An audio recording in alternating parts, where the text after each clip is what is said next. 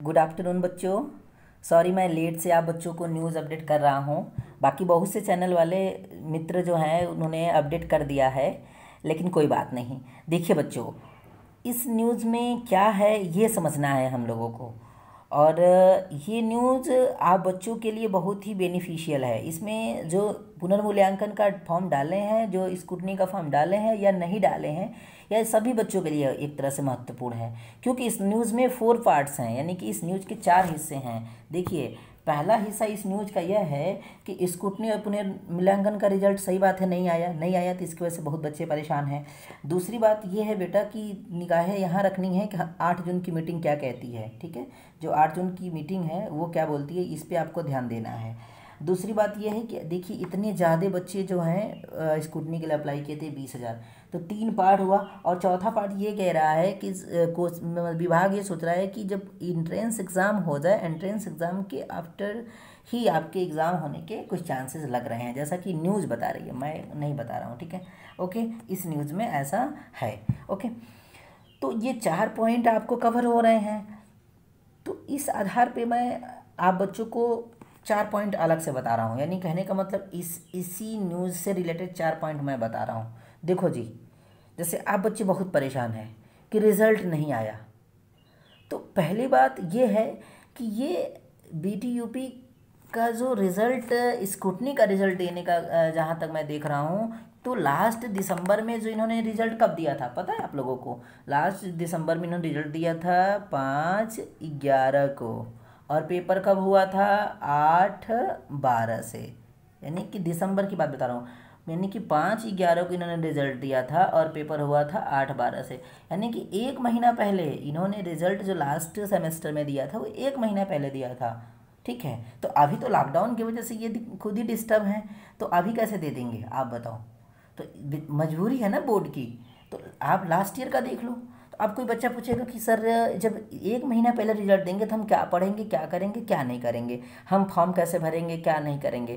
तो देखिए, तो पहली बात ये है कि ये जो लास्ट सेम में इतने लेट से रिजल्ट दिए थे, तो उसी अकॉर्डिंग ये काम भी कर होगा। यानी कहने का मतलब ये है कि आपका बोर्ड फॉर्म जो है रीचेक के रिजल्ट के बाद ही भरा जाएगा, क्योंकि बोर्ड फॉर्म में आप बैक पेपर की डिटेल देंगे, तो इसलिए ध्यान देंगे कि बोर्ड फॉर्म भरने से पहले रिजल्ट आएगा। और अगर मान लीजिए कि रिजल्ट नहीं देते हैं, बोर्ड फॉर्म भर देते हैं, तो फिर बैक पेपर फॉर्म भरने की अलग से डेट निकलेगी। ये 2 केस हो सकते हैं। ठीक, तो ये बातें खुल के आई। ठीक, अच्छा, इस बार क्या परिवर्तन हुआ था स्क्रूटनी और पुनर्मूल्यांकन में? परिवर्तन ये हुआ था, सारे बच्चों से ऑनलाइन पेमेंट लिए गए थे, तो बहुत ही सिस्टमेटिक ढंग से जो है उनको टाइमली पैसे वगैरह पहुंच गए थे बोर्ड को। तो इसमें कोई दिक्कत नहीं हुई, ऑनलाइन पेमेंट के द्वारा सब बच्चों ने अप्लाई कर दिया। और ये मैं बता रहा हूँ, सबसे ज़्यादा बच्चों ने इस बार अप्लाई किया है। ये ध्यान दो, सबसे ज़्यादा 20,000 बच्चों ने अप्लाई किया है इस बार।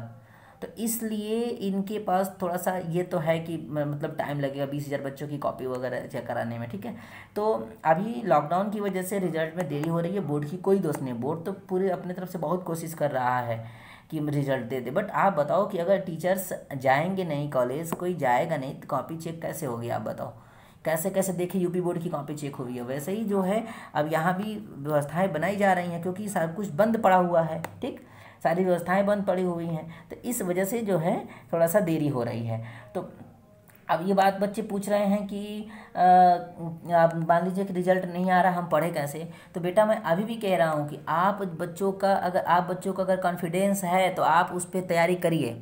ठीक है, कि मैं पास हो जाऊंगा तो छोड़ दीजिए, आपको लग रहा है तो, और आपको कॉन्फिडेंस लग रहा है कि नहीं मैं पास नहीं हो पाऊंगा, तो आप अभी से उसकी तैयारी करिए, नोट्स बनाइए। ठीक, तो ये चीज़ आपकी बात हो गई स्क्रूटनी से रिलेटेड। अब अन्य बच्चों में जो है जो खबरें फैल रही हैं, जैसे अब न्यूज़ का ये हिस्सा है कि एंट्रेंस एग्ज़ाम के बाद होगा, तो गौर करना।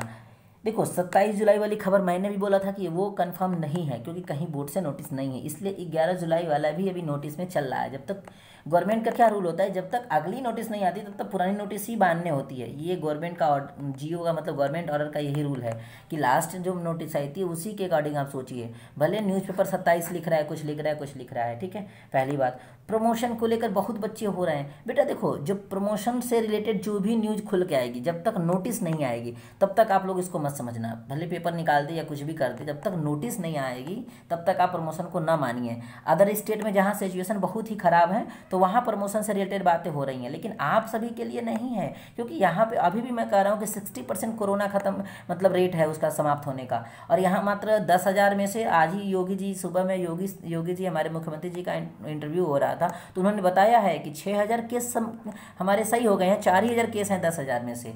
तो यूपी बहुत आराम से कंट्रोल हो जाएगा, इसको कंट्रोल करने में ज़्यादा टाइम नहीं लगेगा। ओके, आगे बढ़ते हैं। कुछ बच्चे कह रहे हैं कि सर कैसे पढ़ाई करें, ठीक है, या सेमेस्टर को लेकर और भी बच्चे बहुत सारे क्वेश्चन पूछ रहे हैं। तो बेटा देखो, जो तुम्हारी जो मतलब पढ़ाई करने का जो रूल होना चाहिए वो तुम लोग यूट्यूब से पढ़ो, ठीक है। जो भी बेहतर टीचर पढ़ा रहा है, तुम्हारे कॉलेज के टीचर भी तुम्हारे ऑनलाइन क्लास ले रहे हैं, उनसे पढ़ो।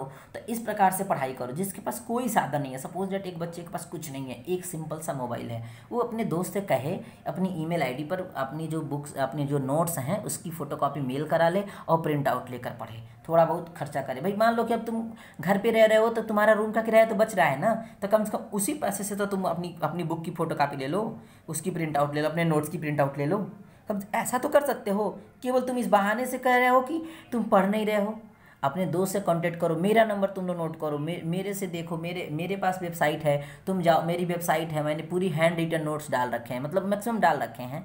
तो तुम मेरा नंबर ले लो 88 87 83 96 89, मेरे नंबर को कॉल करो, मुझे व्हाट्सअप करो इसी नंबर पे, मैं तुमको अपनी ब्लॉग की वो दे दूंगा, लिंक दे दूंगा। वहाँ पे मैक्सिमम इलेक्ट्रिकल का तो मैंने मैक्सिमम जो है डाल रखा है। कम से कम वहाँ जाओ, किसी भी कंप्यूटर पे जाओगे, मैं अपना लिंक दूंगा, उस कंप्यूटर वाले को दोगे, वो लिंक से खोलेगा, डाउनलोड करके तुम्हारा प्रिंट आउट दे देगा।